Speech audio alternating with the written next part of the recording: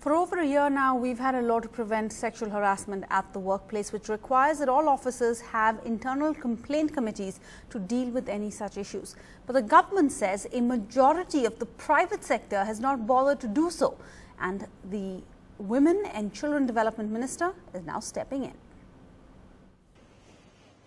A stern warning from the government to India Inc.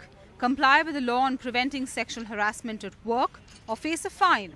Worse still, risk cancellation of license.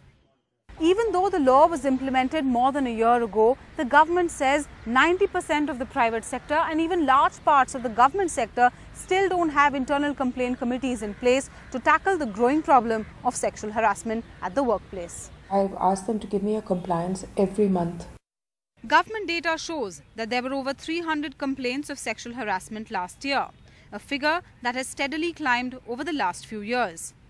The private sector supports the government initiative, but insists many firms already have mechanisms to handle complaints. To my knowledge, that nearly around 60% of the corporate sector have already taken the initiative in this direction. Now the ministry has asked that every month the report has to be submitted to the government. I don't think that is possible. And it's not just the private sector. Letters sent out 7 months ago by the ministry have still not got a single reply from state governments. And despite the public outcry on some of the most recent cases involving sexual harassment, the response has raised questions on the seriousness of companies and governments to tackle the problem. In Delhi, with camera person Ramesh Tripathi, Ketki Angre for NDTV.